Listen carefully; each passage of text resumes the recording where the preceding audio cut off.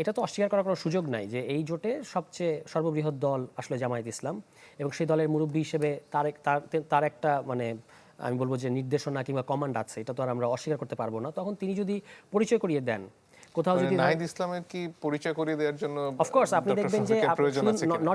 এখন জামায়াত ইসলামীর আমির তাদেরকে পরিচিত করাচ্ছে, ওয়ারাজ হওয়ার কথা ছিল যে এরা জামাতকে পরিচিত করাবে। এখানে জামাতের আমির বিভিন্ন জায়গায় গেছেন, এখন পর্যন্ত সম্ভবত ৩ জন প্রার্থী এনসিপি তাদের হাতে তিনি প্রতীক তুলে দিয়েছেন সমাবেশের মাধ্যমে।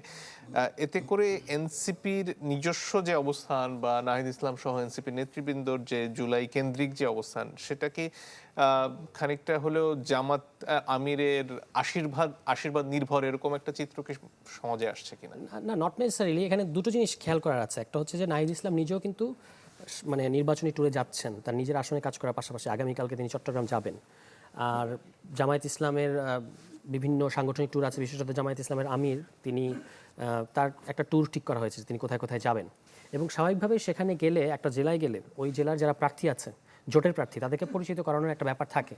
এবং এটা তো অস্বীকার করার কোনো সুযোগ নাই যে এই জোটে সবচেয়ে সর্ববৃহৎ দল আসলে জামায়াত ইসলাম এবং সেই দলের মুরব্বী হিসেবে তার একটা মানে আমি বলবো যে নির্দেশনা কিংবা কমান্ড আছে, এটা তো আর আমরা অস্বীকার করতে পারবো না। তখন তিনি যদি পরিচয় করিয়ে দেন কোথাও যদি নাহিদ ইসলামের কি পরিচয় করিয়ে দেওয়ার জন্য অফকোর্স আপনি দেখবেন যে প্রয়োজন আছে কিনা? নট জাস্ট নাহিদ ইসলাম, হাসনাত আব্দুল্লাহ গতকাল কিন্তু জামায়াতের প্রার্থীকে পরিচয় করিয়ে দিয়েছেন, যিনি তার আসনে যথেষ্ট পরিচিত, যে মাসুদ ভাই।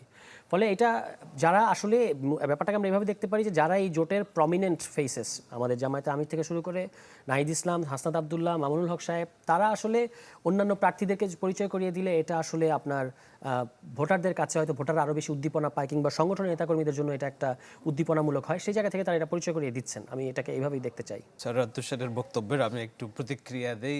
আমার মনে হয় না আমি মানে নিকট অতীতে কখন এতখানি ভেঙে পড়েছি এবং এতখানি আশাহত হয়েছি। যেই ছেলে মেয়েগুলো জুলাইয়ের রোশনাই বলে আমরা পরিচিত করেছি, আমি করেছি, আপনি করিয়েছেন, এই ছেলে মেয়েগুলোর রোশনাই এতটা দুর্বল হয়ে গিয়েছে জোনাকি পোকার মতো। যেহেতু জোটে গিয়েছে, আমরা শুনেছিলাম যে প্রধানমন্ত্রী পদ নিয়ে একটা বিতর্ক হচ্ছে, এমন আলোচনাও পত্রপত্রিকা আমরা দেখেছি যে এই জোটের থেকে প্রধানমন্ত্রী করা হবে নাহিদ ইসলাম থেকে। কেননা জামায়াত ইসলামের যে ইমেজ সংকেত আছে, সেই জায়গা থেকে একটা মধ্যপন্থার দল হিসেবে পশ্চিমাদের কাছে দেখানো এবং সাধারণ মানুষ, তরুণ যুবাদের কাছে উপস্থাপনের জন্য জামায়াত ইসলামের যতটা না এনসিপিকে দরকার, মানে এনসিপির যতটা না জামায়াত ইসলামীকে দরকার, তার চেয়েও অনেক বেশি দরকার হচ্ছে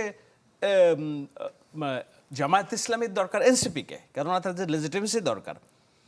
কিন্তু এই জুলাইয়ের ছেলে মেয়েগুলা মানে ডুবতে ডুবতে এমন পর্যায়ে গিয়েছে যে তাদের এখন পরিচিত হতে হচ্ছে জামায়াত ইসলামের রোশনাই দিয়ে। এর চেয়ে বড় অধপতন, বড় পরাজয় আমাদের এই 5 তারিখের পরে যে রাজনীতি আমরা বলছি দেখছি, এটা খুবই মেনে নেওয়া দুষ্কর।